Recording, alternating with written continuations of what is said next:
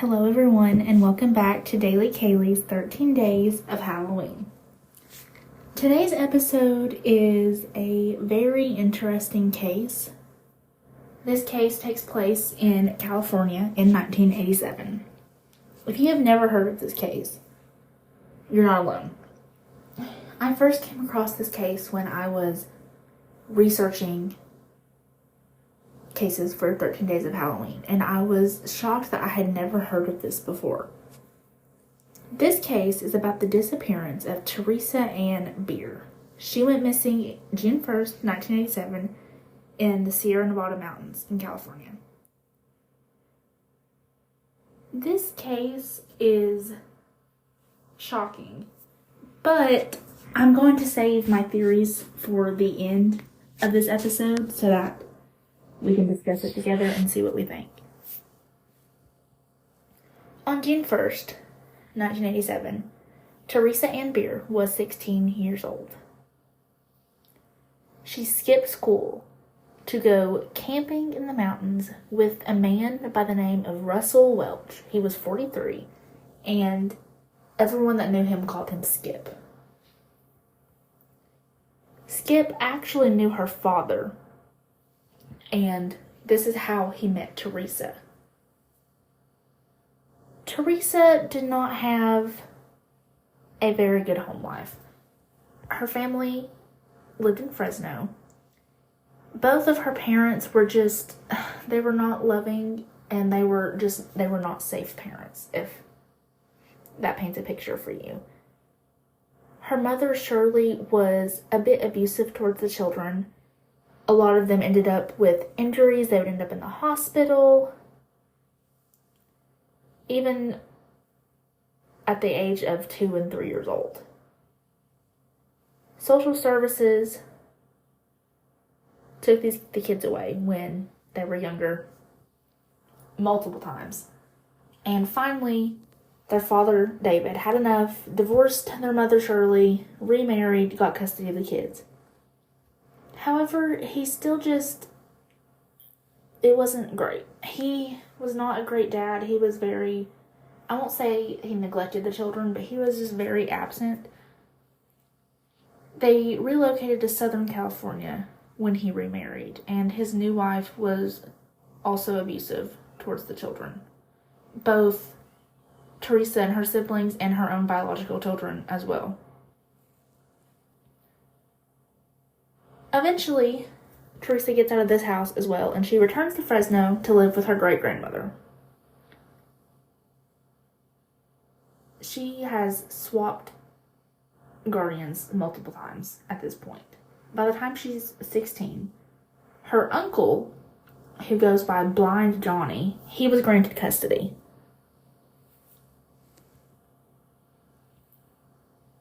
In this house with Uncle Johnny and Theresa was also two sons that he had with a prostitute and his 17-year-old girlfriend. Very interesting. Anyways, all of them lived in this house together. He would often make Theresa skip school to babysit his sons. According to some of her friends, it was speculated but not proven that Uncle Johnny and some of his older friends would sexually abuse Theresa. She was a really small girl. She's about 5'5", which is average, but she was 110 pounds. She had a lot of surgical scars, especially one on her lower right leg, to where she had suffered so many injuries as a child. In June of 1997, while she was living with her Uncle Johnny, she told two of her friends, Peggy and Janice, that she was going to the mountains with a man she had just recently met, and this was Skip. He was a house painter in Fresno. He was absolutely obsessed with Bigfoot. He had claimed to have seen Bigfoot multiple times. However, Skip lived off of disability checks, and he was actively addicted to meth. His wife, Shannon, had actually died of a drug overdose, And since then, his drug usage and his mental health, it got worse. June 1st, 1987, Skip comes to Theresa's house and picks her up. When he picks her up, he uses the excuse that he was just in the neighborhood and offered to drive her to school. However, they had already planned to go in the mountains. Later that morning, Uncle Johnny gets a phone call from the high school asking why Theresa wasn't at school. He covers for him and her and says she's homesick. He then spends the entire day searching for her, speaks to lots of her friends. None of them knew where she was. When he spoke to Peggy and Janice, they mentioned Skip and warned him he is not a trustworthy person. Around 9:30 that night, when Theresa had not returned, Johnny reported her missing to the Fresno police. The only person who had seen Theresa and Skip together was Skip's daughter, Chandra.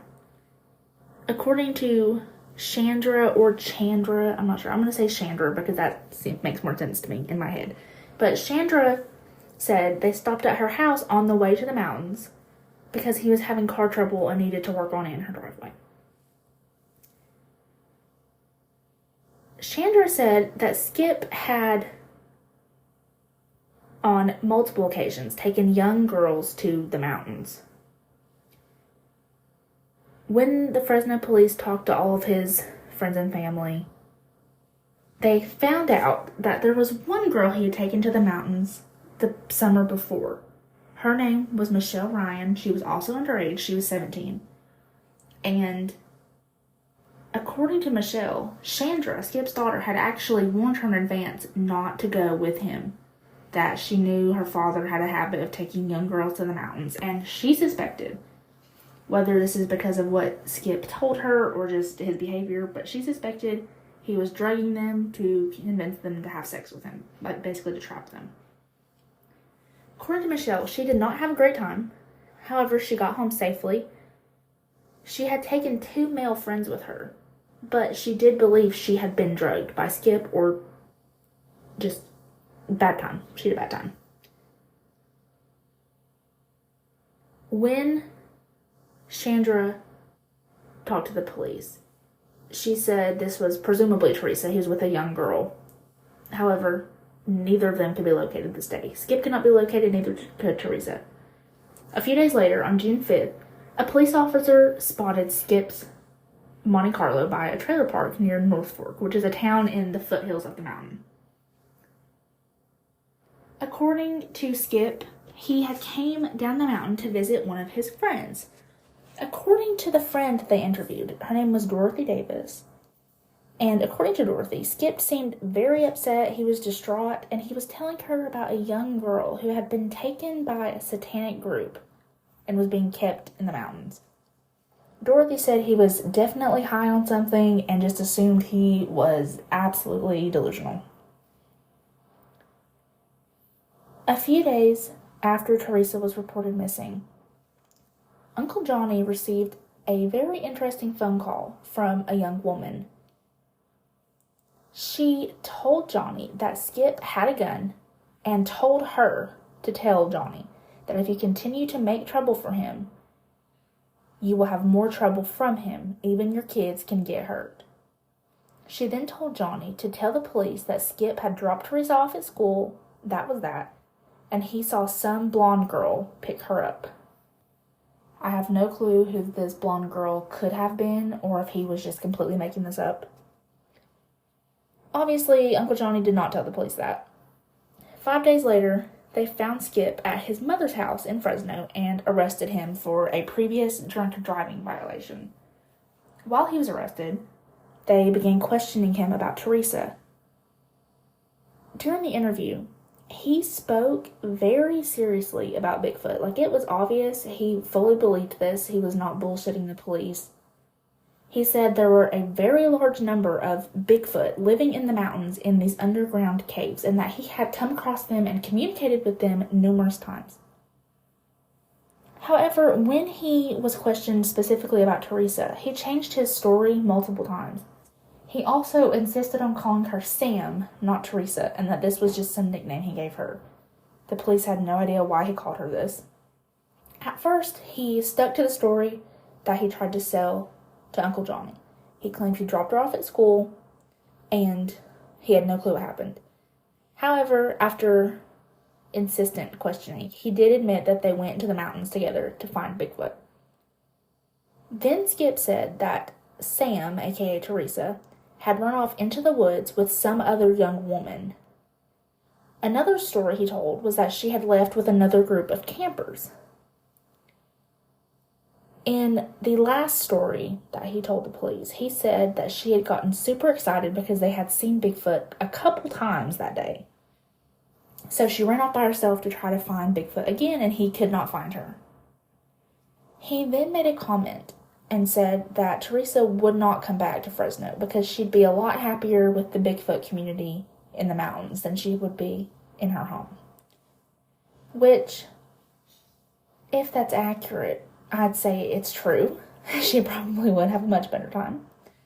However, at one point during the interview, which made police suspect foul play, Skip randomly said, without being provoked, that if they did find Theresa, there would be no sign of sexual abuse, and that according to Skip, Theresa had been willing to have a sexual relationship with him, but according to Skip, he would never do that with a young girl because that's not his nature. Which is obviously very suspicious to say when you have not been accused. He then agreed to show the police the campsite that he and Theresa had allegedly stayed at. This campsite was proven to be staged by Skip. He and Theresa did not actually stay here. It's unknown where they actually stayed and if they actually stayed anywhere besides the woods. He took them to this little grove of trees that were on the edge of a meadow. There was a fire that had been laid down and it was still burning. It was a huge fire. They had these blankets set up in like a makeshift tent. There was a camera, a purse, a bra, a t-shirt. There were pictures, specific pictures of Skip playing his guitar. And there was also pictures of Theresa. It was very strange. It was proven that it was staged.